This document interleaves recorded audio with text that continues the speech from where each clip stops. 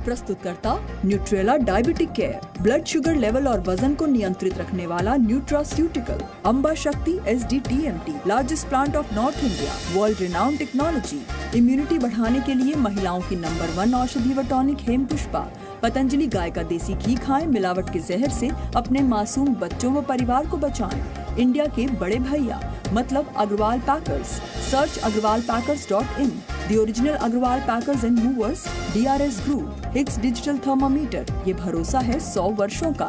Hicks digital thermometer, Agarwal packers and movers limited की पहचान, ये चेहरा। फॉर शिफ्टिंग कॉल 9300 300 300 और 50 साल पुरानी रामू रतले वाली खांसी की गुणकारी दवा है कासमधु कफ सिरप। दिल्ली में गिरफ्तार पाकिस्तानी आतंकवादी ने किए बड़े खुलासे, सूत्रों के हवाले से जानकारी। दिल्ली पर होना था लोन वुल्फ अटैक।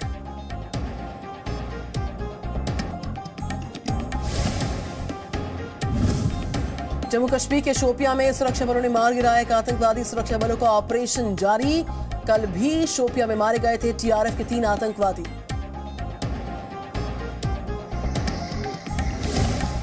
NHRC स्थापना दिवस पर PM मोदी का विपक्ष पर निशाना, कहा मानवाधिकार को राजनीतिक चश्मे से देखना लोकतंत्र के लिए घातक, सिलेक्टिव व्यवहार लोकतंत्र के लिए ठीक नहीं है। मानवाधिकार का बहुत ज्यादा हनन। यूपी में अखिलेश यादव ने शुरू किया चुनाव प्रचार, कानपुर से की समाजवादी पार्टी की विजय रथ यात्रा की शुरुआत, भारी संख्या में कार्यकर्ता मौजूद।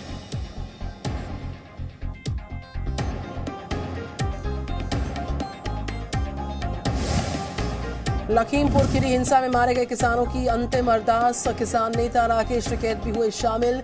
अरदास में शामिल होने प्रियंका गांधी वाड्रा भी पहुंची।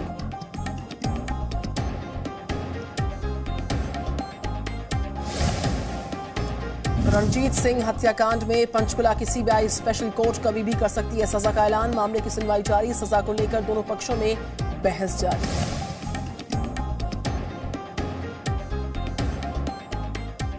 कश्मीर में बीते दिनों में जिस तरह से टारगेटेड किलिंग हुई है, उसके बाद से सिक्योरिटी को लेकर कई सवाल हैं। उन सवालों के जवाब देने के लिए इस वक्त जी न्यूज के साथ जम्मू कश्मीर के LG मनोज सिन्हा जी हैं। मनोज सिन्हा जी, बहुत बहुत स्वागत है सर जी न्यूज के लिए वक्त निकालने के लिए। मैं जानती हूँ बहुत मीटिंग्स हैं आपकी, उसके बावजूद आपने वक्त निकाला है, तो उसके लिए थैंक यू। मेरा पहला सवाल सर ये कि जो सॉफ्ट किलिंग्स और टारगेटेड किलिंग्स का जो एक ट्रेंड हम देख रहे हैं, वो आपके लिए कितना चिंताजनक है और उसको टैकल करने के लिए आपके पास क्या प्लान है? 2 बात मुझे कहनी है। एक तो ये इंटेंशनली किया गया है और कुछ लोगों को ये बात पच नहीं रही है कि 2019 के बाद चीज़ें सामान्य होती जा रही हैं। और जिस तरह से पिछले 3-4 महीनों में टूरिस्ट इन्फ्लक्स यहाँ बढ़ा है, अगर मैं आंकड़े की बात करूँ तो जुलाई में 10.5 लाख, अगस्त में 11,28,000, सितंबर में लगभग 12,35,000 से ज़्यादा टूरिस्ट आए। अमन, चैन, शांति, डेवलपमेंट, पीस, प्रॉस्पेरिटी, डेवलपमेंट, ये उन लोगों को रास नहीं आ रहा है, चाहे वो उस पार बैठे हों या उनके कुछ लोग यहाँ हैं। इसको डिरेल करने की एक साजिश है और मुझे लगता है कि जो एक सांप्रदायिक सौहार्द बना हुआ है उसको कैसे बिगाड़ा जाए, ये खेल, खतरनाक खेल खेलने की कोशिश हुई है और जिसे निश्चित रूप से नाकाम किया जाएगा। अब हमारी तैयारी क्या है मैं समझता हूँ ये टेलीविजन पर हम नहीं बता सकते हैं, लेकिन इतना हम जरूर आपके टेलीविजन के माध्यम से आपको और जम्मू कश्मीर के लोगों को आश्वस्त करना चाहते हैं कि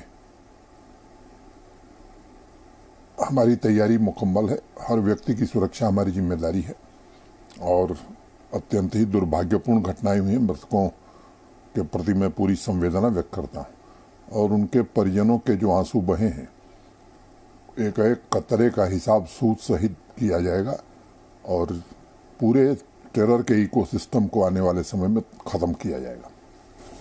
आप बहुत स्ट्रॉन्ग वर्ड्स का इस्तेमाल कर रहे हैं। आपने ये भी कहा जो बॉर्डर के पार हैं या भारत की तरफ बैठे हुए कुछ लोग हैं जो इन आतंकी और आतंकी इंफ्रास्ट्रक्चर को सपोर्ट करते हैं। एक ये नैरेटिव सेट किया जा रहा है सर, कोशिश की जा रही है, मैं कहूंगी कि 1990 का जो दौर था वो वापस लौट रहा है। अल्पसंख्यकों में एक डर और दहशत है, ये बात तो आप मानेंगे, खासतौर पर जब स्कूल से इस तरह की रिपोर्ट्स आती हैं, जब वहां पर अटैक हुआ तो आईडी देखकर एक जो रिलीजियस पहचान थी वो सुनिश्चित किया गया और उसके बाद चाहे वो सुपिंदर कौर हो या दीपक चंद हो, उन्हें मारा गया। आप माइनॉरिटीज का भरोसा कैसे जीतेंगे, उन्हें कैसे एश्योर करेंगे नहीं, ये वो सेफ है? एक बात समझने की है कि 1990 की वापसी ये उनका दुष्प्रचार है, उसमें किसी को फंसने की जरूरत नहीं है। 2-3 दुर्भाग्यपूर्ण घटनाओं के कारण 1990 की वापसी हो रही है, ऐसा वो मैसेज देना चाहते हैं। मैं सभी अल्पसंख्यक समुदाय से, विशेष रूप से, चाहे वो सिख भाई हों, कश्मीरी पंडित हों या हिंदू हों या और भी जो अमन चैन पसंद, उनको मैं निवेदन करना चाहता हूं कि उनके ट्रैप में फंसने की जरूरत नहीं है। ये उनकी कोशिश है और नाकाम कोशिश है, उसे पूरी तरह नाकाम हम करेंगे। और जहां तक सुरक्षा का सवाल है, हम हर वो इंतजाम करेंगे कि यहाँ वैली के अंदर अल्पसंख्यक पूरी तरह सुरक्षित रहे, और ये मैं मानता हूं कि हमारा राष्ट्रीय कर्तव्य है।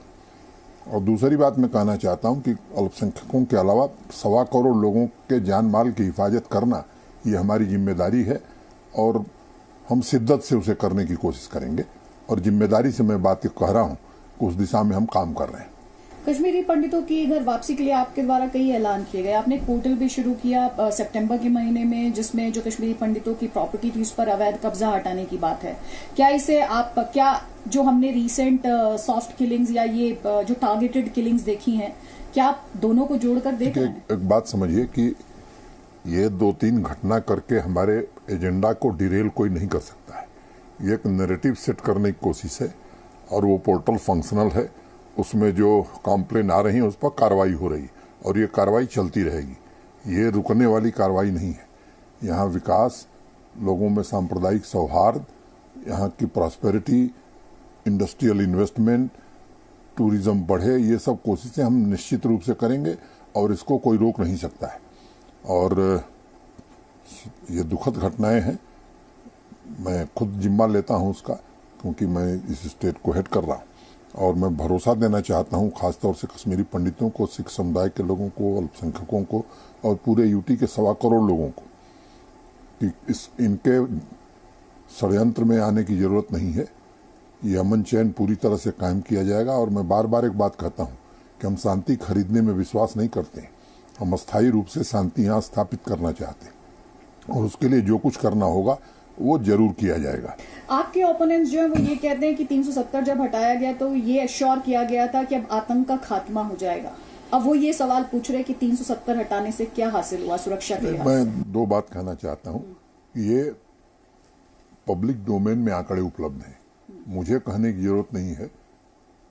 आए दिन यहाँ का व्यापारी किस हालत में रहता था, सड़क पर चलना लोगों का मुश्किल था, पत्थर चलाने वालों को लोग महीना और हफ्ता देते थे। तो ये सब कहने की जरूरत नहीं है और लोग अपने गिरेबान में झांकें, मुझे लगता है किसी पर आरोप लगाने के पहले। और मैं कहना चाहता हूं कि हालात लॉ एंड ऑर्डर के बहुत बेहतर हैं। हाँ, ये हाल की घटनाओं ने जरूर चिंता पैदा की है और इस चिंता का पूरी तरह समाधान करेंगे और आतंकवाद के कील में के ताबूत में अंतिम कील ठोकने का काम हम लोग करेंगे। ये वो प्रशासन नहीं, ये सरकार नहीं है देश में जो आतंकवाद को बर्दाश्त करेगी। पूरी तरह से जड़ से समाप्त करने की योजना बना रहे हैं। अच्छा, कुछ स्टेटमेंट्स हैं जिसमें से एक बयान ये है, मैं नाम नहीं लेना चाहती क्योंकि आप भी शायद जवाब नहीं देना चाहेंगे तब, लेकिन स्टेटमेंट है, मैं आपके सामने रख रही हूँ। स्टेटमेंट ये है कि ये कैसा सिस्टम है, इनकी गोली से कोई मरे तो सही, मिलिटेंट की गोली से मरे तो गलत। इन नेताजी की नजर में दोनों ही गलत है।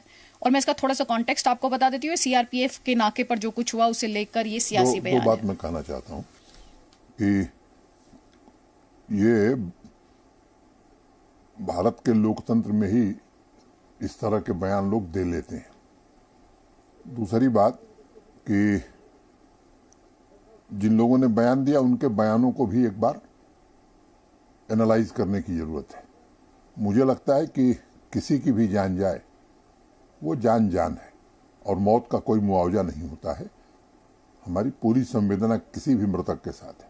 हाँ, जहां तक सीआरपीएफ की घटना का आप जिक्र कर रही हैं, जिस तरह की घटनाएं हुई, एक फैसला पुलिस प्रशासन ने लिया था कि बिना नंबर की गाड़ी जाएगी तो उसकी चेकिंग होगी। नाके हर जगह लगाए गए। कोई एक छोटी घटना हो जाए तो फिर सारा दोष पुलिस प्रशासन पर आएगा, और अगर चेकिंग करे पुलिस तो पुलिस ज्यादती कर रही है। नाके पर अगर गाड़ी को रोका जा रहा है, बिना नंबर की गाड़ी नहीं रुकेगी, तो वहां पर तैनात सिपाही क्या करेगा? और उसने जानबूझ करके किलिंग की, ऐसा कोई प्रमाण अभी नहीं। मामले की जांच हो रही है। गोली गाड़ी पर इसलिए चलाई गई कि टायर पंचर हो जाए। 700 मीटर आगे जाकर के गाड़ी रुकी, उसमें एक मृतक व्यक्ति पाया गया, ड्राइवर आगे जाकर के गिरफ्तार हुआ। पूरे प्रकरण की जांच हो रही है। एक बार जांच की रिपोर्ट आ जाए तब हम आपसे साझा करेंगे। और हम कहना चाहते हैं कि सिक्योरिटी फोर्सेस को हिदायत है, सख्त इंस्ट्रक्शन है, और एक भी इनोसेंट किलिंग घाटी में पिछले 2 सालों में नहीं हुई। वो कह रहे हैं कि आपके ओपोनेंट्स कह रहे हैं कि आप चाहते सेलेक्टिव आउटरेज हो, आप चाहते हैं कि कुछ घटनाओं पे तो लोगों को गुस्सा आए, लेकिन मैं पढ़ देती हूँ सर, ये है, they are outraged only in cases where hate politics can be lapped up to polarise people. ये मुझे लगता है कि लोगों के बयान पर प्रतिक्रिया देना मेरा काम नहीं है। मेरा काम यह है कि 1.25 करोड़ लोगों के जान माल की हिफाजत करना, यहाँ कानून का राज स्थापित करना, और लोगों के सुख समृद्धि और संपन्नता के लिए काम करना, यहाँ के विकास के लिए काम करना। कुछ लोग क्या कहते हैं मैं समझता हूँ वो महत्वपूर्ण नहीं है। 1.25 करोड़ लोग क्या सोचते हैं, वो क्या चाहते हैं, ये ज्यादा महत्वपूर्ण है। कुछ लोगों के लिए प्रशासन काम नहीं कर रहा है, जम्मू कश्मीर की आवाम के लिए काम कर रहा है, और उनके हितों की जरूर चिंता की जाएगी। लेकिन जब इस तरह के स्टेटमेंट आते हैं तो आपको नहीं लगता आतंकियों का, जो आतंकियों के आका हैं, वो इसी तरह के स्टेटमेंट्स को हाईलाइट करते हैं अपने फेवर में दिखाने के लिए? मुझे लगता है कि देश जानता है, यहाँ के लोग भी जानते हैं कि कौन किस तरह का बयान देता है। हर बयान पर मैं प्रतिक्रिया दूं, मुझे लगता है उचित नहीं है। आप बयान पे प्रतिक्रिया नहीं देना चाहते, लेकिन आपके प्रशासन पर ये पॉलिटिकल आरोप है, जाति का आरोप लगता है। और मैं मुस्कुरा रही हूँ क्योंकि ये स्टेटमेंट तब आया जब आतंकियों द्वारा इनोसेंट सिविलियंस की किलिंग हुई, तो वहां पर आपके खिलाफ नारेबाजी हुई, जो कि जिसमें कहा गया कि आप लोगों को डिटेन करते हैं, आप एंटी इंडिया बताकर उन लोगों की नौकरी ले लेते हैं। आपको पता है स्टेटमेंट किसका है, नाम मैं लूंगी नहीं क्योंकि आप नाम के ऐसे स्टेटमेंट। मैं 2 बात कहना चाहता हूँ जी, कि ये संविधान में एक अधिकार हमको है। जो लोग स्टेट के लिए डेंजर हैं, देश की इंटीग्रिटी के लिए खतरे हैं, जो टेरर फंडिंग में इन्वॉल्व हैं, टेरर को बढ़ाने में जिन लोगों ने मदद की है, उनके खिलाफ ये कार्रवाई अनवरत रूप से चलती रहेगी। ये किसी के दबाव में मैं आने वाला नहीं हूँ। हाँ, क्योंकि मैं जानता हूँ कि यहाँ का सामान्य कर्मचारी मेहनत से काम करना चाहता है। उसको क्या हम में से देना चाहते हैं कि आतंकवाद के सहारे कोई सरकारी नौकरी में आ जाएगा? हमारा कोई आका आतंकवादी था इसलिए हम सरकारी नौकरी में रहेंगे? ये मुझे लगता है कि ये सिस्टम नहीं चलने वाला है, और प्रशासन पूरी तरह से मुतमईन है और तब कार्रवाई करता है। और ये हमको संविधान में मिला हुआ अधिकार है। किसी व्यक्ति के खिलाफ पूर्वाग्रह के आधार पर, प्रेजुडिस के आधार पर यह कार्रवाई नहीं होती है। निष्पक्षता के आधार पर जिनके खिलाफ प्रमाण है उनके खिलाफ कार्रवाई हो रही है और आगे भी होगी। मैं आपसे आखिरी सवाल ये पूछ रही हूँ, आपके सामने चैलेंजेस तमाम हैं। एक तरफ ये सिक्योरिटी का चैलेंज है, आपने बहुत ईमानदारी से कहा कि मेरी जिम्मेदारी है, मैं कबूल करता हूँ। दूसरी तरफ आप भले इन स्टेटमेंट्स को तवज्जो ना देते हो, लेकिन ये स्टेटमेंट्स आम जनता के बीच भी जाते हैं और सीमा पार भी जाते हैं। आपके लिए जो रोड अहेड है पॉलिटिकली भी कितनी मुश्किल है, अगर मैं यूटी ऑफ जम्मू कश्मीर की बात करूं तो? एक तो पॉलिटिक्स से मेरा कोई लेना देना नहीं है, मैं स्पष्ट करना चाहता हूँ। यहाँ अमन चैन कायम रहे, शांति रहे, यहाँ का विकास हो, यहाँ टूरिज्म बढ़े, यहाँ का किसान सुखी संपन्न रहे और इंडस्ट्रियल इन्वेस्टमेंट आवे। मैं इसके लिए काम कर रहा हूँ और आवाम को, यहाँ के आम आदमी को कोई दिक्कत न हो, इसके लिए मैं अनवरत काम करूँगा। और किसी के बहकावे में मैं न फंसने वाला हूँ न मैं आने वाला हूँ। कुछ लोग हैं जो लंबे समय से इस आदत के शिकार हैं कि लोगों की भावनाओं को भड़काना, कुछ ऐसी बात कह देना जिससे देश का कम भला हो, दूसरे का ज़्यादा भला हो। मैं समझता हूँ कि इन बातों पर मैं अपना ध्यान केंद्रित करने वाला नहीं हूँ। मैं अपनी जिम्मेदारी का मुझे एहसास है और उस काम को मैं अनवरत करूँगा। आप क्या मैसेज देना चाहेंगे जो आतंकियों और आतंकियों के आका हैं अपने इस इंटरव्यू के माध्यम से? मैसेज यहाँ के 1.25 करोड़ लोगों को देना चाहता हूँ। सर, ये ग्राउंड पे ऐसे लोगों को आप कैसे डिसमेंटल करेंगे फिर? मैं 1.25 करोड़ लोगों को मैसेज देना चाहता हूँ कि कुछ लोगों की ये साजिशें हैं जिन्हें हम लोग मिल करके नाकाम करेंगे। जम्मू कश्मीर के बुद्धिजीवियों से, नौजवानों से मैं निवेदन करना चाहता हूं कि उनके षड्यंत्र में फंसने की जरूरत नहीं है। हम सब मिल करके जो हमारी एक सांस्कृतिक परंपरा है, जो विरासत है, उसे हम कायम रखें और एक सुरक्षा और शांति का वातावरण पूरे जम्मू कश्मीर में तैयार करें। निश्चित रूप से इससे आने वाली पीढ़ियों का भविष्य बनेगा और आतंकवाद और उनके समर्थन करने वालों के खिलाफ कोई बयान देने की मुझे जरूरत नहीं है। वो कार्रवाई हो रही है और आगे होगी और तब तक होगी जब तक ये ढांचा पूरी तरह ध्वस्त नहीं हो जाएगा। चुनाव यहाँ पे जब मैं ग्रास रूट्स ग्राउंड पे गई हूँ तो लोगों ने कहा कि पॉलिटिकल रिप्रेजेंटेशन उनको चाहिए, एक ऐसा ग्राउंड पर उनका कोई रिप्रेजेंटेटिव मौजूद हो। मुझे पता है आपने डीडीसी इलेक्शंस कराए हैं, ग्रास रूट्स पर डेमोक्रेसी का ध्यान रखा गया है, लेकिन चुनाव कितनी दूर आपको लगते हैं? नहीं, मुझे लगता है दो बात समझने की है। लोगों के प्रतिनिधि हैं, पंच हैं, सरपंच हैं, बीडीसी सदस्य हैं, बीडीसी चेयरमैन हैं, डीडीसी मेंबर हैं, डीडीसी चेयरमैन हैं, लोकसभा के सांसद हैं, विधानसभा के चुनाव की बात आप कर रही हैं और मुझे लगता है कि देश जानता है। अभी 15 अगस्त को प्रधानमंत्री जी ने लाल किले की प्राचीर से ये बात बड़े जोर देकर के कही कि डिलिमिटेशन के बाद चुनाव होगा। मुझे एक बात समझ में नहीं आती है कि पता नहीं कैसे, या तो मीडिया इस बात को नहीं समझता है या लोग नहीं समझते हैं। जब स्टेट रीऑर्गेनाइजेशन एक्ट बना उसमें स्पष्ट रूप से लिखा हुआ है कि डिलिमिटेशन के बाद चुनाव होगा। दूसरी बात, जितनी सीटें थी विधानसभा में उससे 7 सीटें बढ़ गई हैं। उनकी बाउंड्री कौन तय करेगा बिना डिलिमिटेशन के? मुझे लगता है चुनाव आयोग एक संवैधानिक संस्था है, वो अपनी जिम्मेदारी का उसे एहसास है और भारत के चुनाव आयोग की प्रतिष्ठा देश में नहीं दुनिया में है निष्पक्ष चुनाव को लेकर के। और मैं मानता हूं कि डिलिमिटेशन का काम खत्म होगा तो जो बात प्रधानमंत्री जी ने कही है वो निश्चित रूप से उचित समय पर कर ली जाएगी। आप उनसे क्या कहेंगे जो कहते हैं कि मुसलमानों को चुन चुन कर टारगेट किया जाता है? नहीं, ऐसा है कि वो मुझे लगता है कि नासमझ लोग हैं, जानबूझ करके डिरेल करने की कोशिश करते हैं। इनसे मुझे कुछ नहीं कहना है। हिंदू हो, मुसलमान हो, सिख हो, ईसाई हो, कोई भी जम्मू कश्मीर का नागरिक हो, भारत का नागरिक हो, वो उतना ही नागरिक है जितना कोई दूसरा है। धर्म के आधार पर, मजहब के आधार पर भेदभाव मैं समझता हूं कि किसी शासन की नीति नहीं है। और हमारे लिए तो जितना हमारे लिए प्यारा हिंदू है उतना ही मुसलमान है, उतना ही सिख है, उतना ही ईसाई है। बहुत बहुत शुक्रिया सिन्हा सर, आपने वक्त दिया है इतनी बिजी स्केड्यूल के बावजूद, लेकिन मैसेज साफ है। आतंक, आतंकियों और जहां तक हाथ जाएंगे आतंक के इंफ्रास्ट्रक्चर को खत्म किया जाएगा, निस्तेनाबूद किया जाएगा। कैमरा पर्सन विनायक के साथ अदिति त्यागी, श्रीनगर से जी मीडिया के लिए।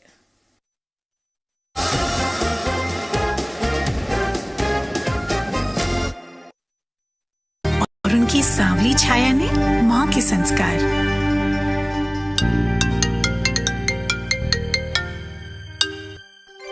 प्रणाम पापा। जीते रहो। आज तो हाँ पता है, आज आपके लिए बहुत स्पेशल दिन है। आज मैं आपको बहुत मिस कर रही हूँ पापा।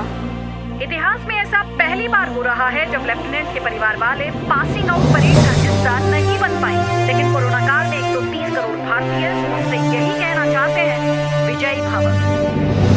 पापा कहते हैं कि संभव की सीमा जानने के लिए असंभव से आगे निकलना पड़ता है और योद्धा वही है जिसके मन में गौरवशाली परंपराओं के लिए सम्मान हो और जिसके कंधों पर अपने देश का अभिमान हो। Ladies and gentleman, lieutenant Anjali Kumar. Zee news, परंपरा संस्कारों की।